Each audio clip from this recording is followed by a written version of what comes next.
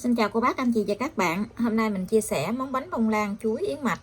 Món bánh này thì rất là ngon mà bổ dưỡng nữa.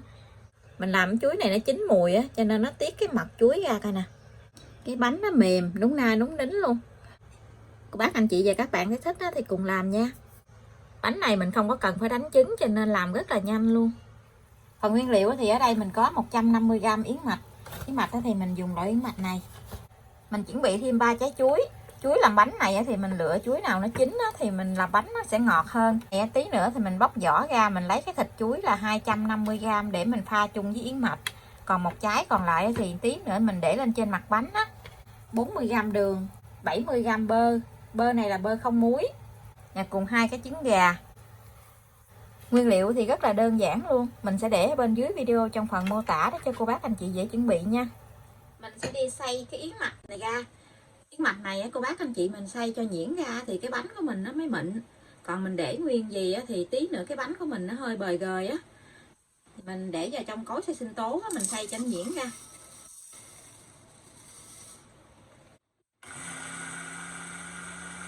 Mình xay cho nó nhuyễn ra vậy là được. Phần chuối này mình bóc vỏ ra, mình cân cái thịt chuối là 250g. Mình cho vào trong cối xay sinh tố mình xay chung luôn. 2 trái trứng gà. Trứng gà này mỗi một trứng là 57g. Mình mua cái loại size M á. Cho 2 cái trứng gà vô xay luôn. 70g bơ lạc. Mình cũng cho vào trong này mình xay chung. Mình chuẩn bị thêm là 40g đường. Mình cho tất cả cái phần nguyên liệu này vào trong cối xay sinh tố mình xay lên. Nhưng mà mình phải xay cái yến mạch này cho nó nhuyễn trước thì mình mới cho chuối với lại trứng, bơ, đường vô. Nó đã nhuyễn hết như vậy. Giờ thì mình sẽ cho ra cái tô nha.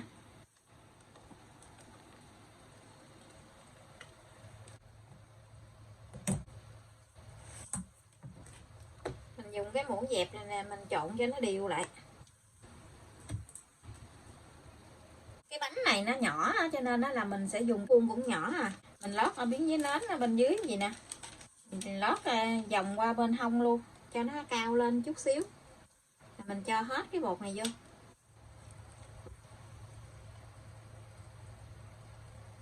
Một trái chuối còn lại nè. Bây giờ thì mình sẽ đi cắt trái chuối này ra.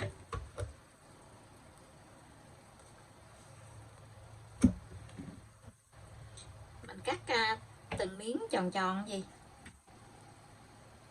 Cắt cho nó mỏng mỏng vậy nè. Cô bác anh chị mình cắt ra chiều dài cũng được. Để mình trang trí tùy theo mình thích như thế nào thì mình làm nha. Vậy nè, rồi mình sắp đều lên trên mặt bánh á.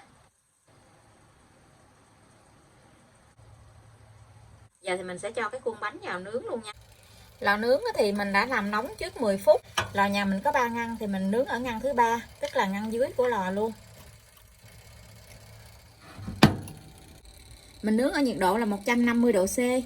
Mở 2 lửa. Thời gian nướng là 45 tới 50 phút, không cần mở quạt. Cô bác canh nhiệt độ nóng của lò nhà mình nha. Giờ bánh mình đã nướng xong.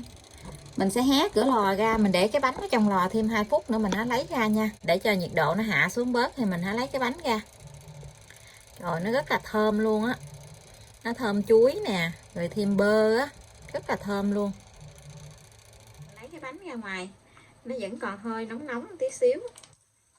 Mình lót mấy giấy nến á, cho nên cái bánh dễ lấy ra đó. Coi nè.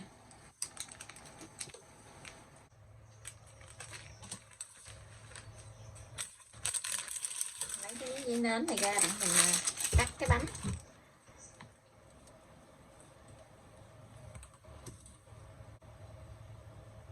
Cái bánh nó ngon rồi nè. Ở bên trong nó xốp mà nó mềm, nó không có bị khô cái bánh á. Mình làm bằng yến mạch nhưng mà nó không có bị khô. Đặc biệt là cái bánh này nó thơm dữ lắm. Mình sẽ cắt hết cái bánh ra. Yến mạch này nếu như cô bác anh chị mình không có xay ra thì cái bánh của mình nó sẽ bị bời gời, nó khô. Còn mình xay ra gì cái bánh của mình nó mịn.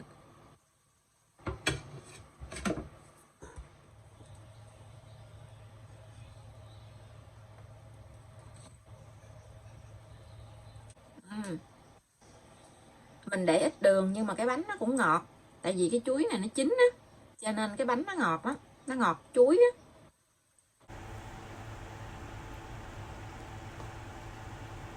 Nếu cô bác anh chị không có ăn bơ á, mình để dầu dừa cũng ngon lắm. Để dầu dừa nó thơm nữa. Yến mạch đó mình làm á, mình ăn nó dẻo dẻo. Bữa mình làm bánh bò yến mạch á thì nó cũng dẻo, nhưng mà mình làm bánh bông lan á thì mình nướng lên á, mình có để thêm bơ á, cho nên nó thơm lắm. Cô bác anh chị mình ăn không hết á, mình lấy cái màng bọc thực phẩm á, cái mình gói lại rồi mình để qua ngày hôm sau ăn nó dẻo lắm. Cô bác anh chị và các bạn thấy thích á, thì cùng làm nha. Bây giờ thì mình xin chào tạm biệt, hẹn cô bác anh chị và các bạn lại video tiếp theo. Cảm ơn cô bác anh chị và các bạn đã xem video của mình. Xin chào và hẹn gặp lại video kỳ tới.